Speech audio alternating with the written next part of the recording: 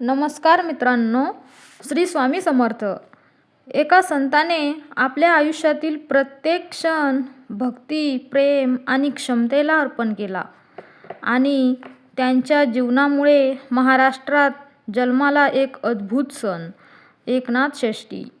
आज जाणून घेऊया त्यांची कथा, जी बदलून टाकेल तुमच्या विचारांची दिशा. तुम्हाला माहीत आहे का, महाराष्ट्रातील एक पवित्र सण आहे ज्यामध्ये संत एकनाथ यांनी आपल्या जीवनाने जगाला प्रेम, क्षमा आणि समतेचा अमूल्य संदेश दिला. फक्त एक दिवस नाही, हा दिवस आहे एकनाथ षष्ठी. चला जाणून घेऊया या सणामागची अद्भुत कथा, जी तुम्हाला प्रेरणा देईल आणि मनाला स्पर्श करेल. संत एकनाथ महाराजांची अद्भुत कथा. महाराष्ट्राचे संत परंपरा ही अतिशय अद्भुत आहे. या परंपरेत अनेक संतांनी भक्ती, समता आणि मानवतेचा संदेश दिला. संत ज्ञानेश्वर, संत नामदेव, संत तुकाराम यांच्याप्रमाणेच एक महान संत होते संत एकनाथ. त्यांच्या जीवनातील एका अत्यंत महत्त्वाच्या घटनेच्या स्मरणार्थ दरवर्षी एकनाथ षष्ठी साजरी केली जाते.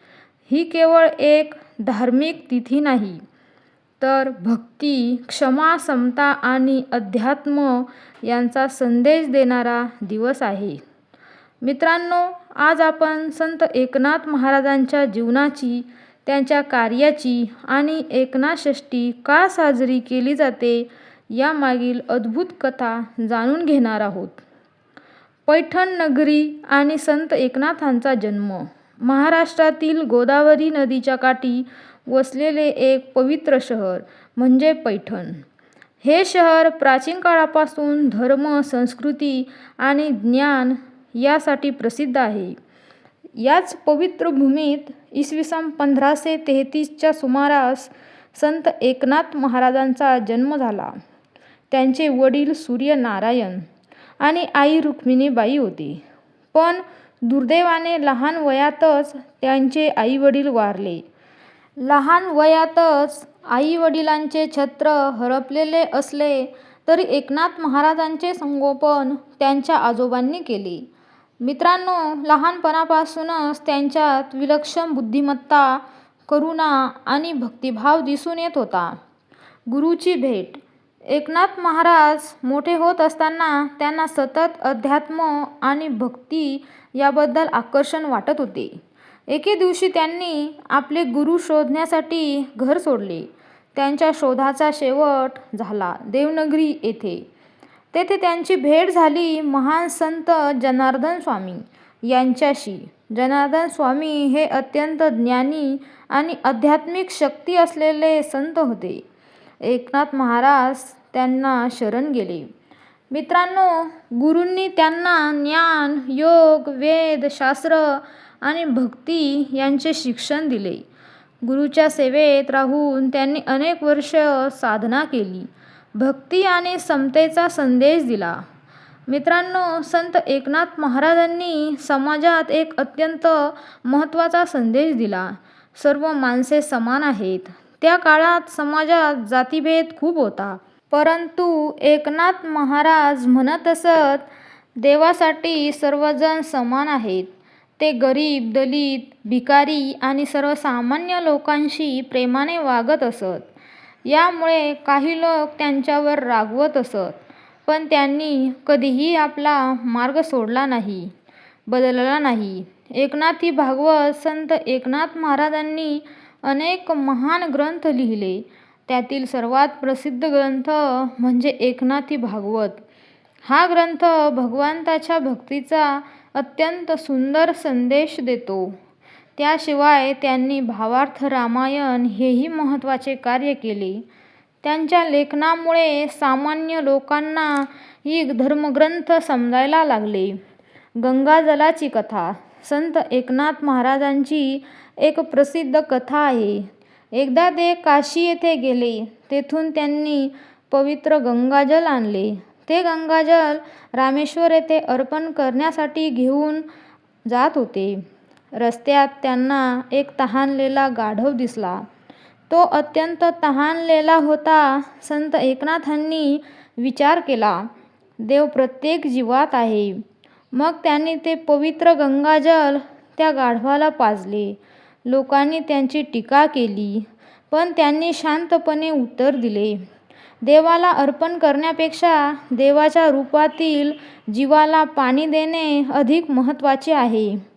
क्षमाशीलतेची महान परीक्षा.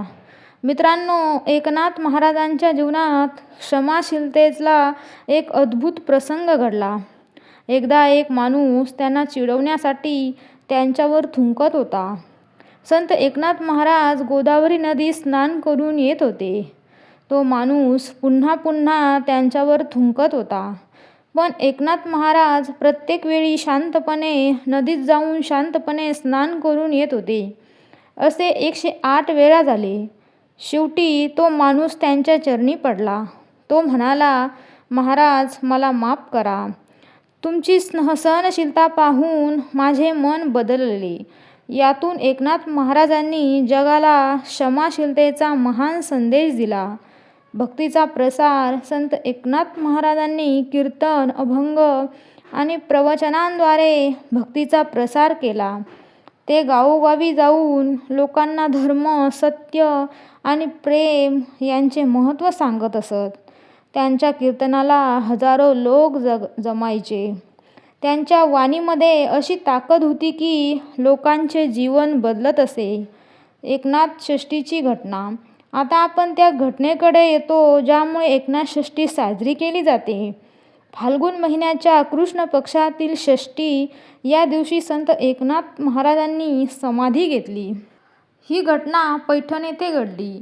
मित्रांनो, संत एकनाथ महाराजांनी आपल्या आयुष्याचा शेवट अत्यंत शांतपणे आणि शांततेच्या समाधानी अवस्थेत केला.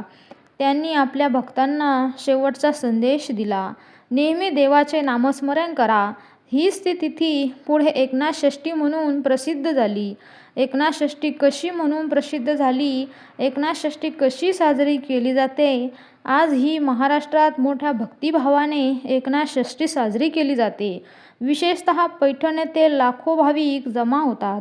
या दिवशी कीर्तन, भजन, पालखी सोहळा, अभंग, गायन, प्रवचन, भक्त संत एकनाथ महाराजांच्या समाधीचे दर्शन घेतात. एकनाथ षष्ठीला सर्वात मोठे आकर्षण म्हणजे पालखी सोहळा. संत एकनाथ महाराजांची पालखी मोठ्या भक्तिभावाने शहरात फिरवली जाते. भक्त अभंग गातात, ज्ञानोबा तुकारामचा गजर होतो, संपूर्ण वातावरण भक्तिमय होते. संत एकनाथ महाराजांनी समाजाला 3 मोठे संदेश दिले. मित्रांनो, सर्व माणसे समान आहेत. क्षमा ही सर्वात मोठी शक्ती आहे. देव प्रत्येक जीवात आहे.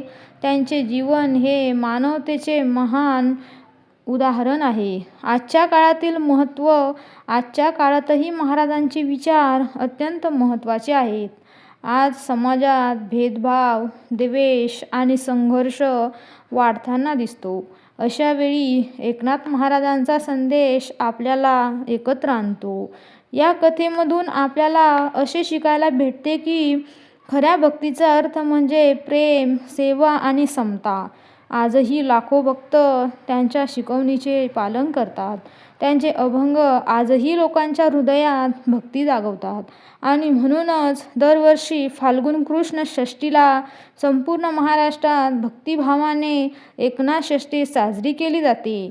मित्रांनो, तुम्हाला महाराजांची कथा आणि माझा व्हिडिओ आवडला असेल तर लाईक, कमेंट, सबस्क्राईब करा. धन्यवाद.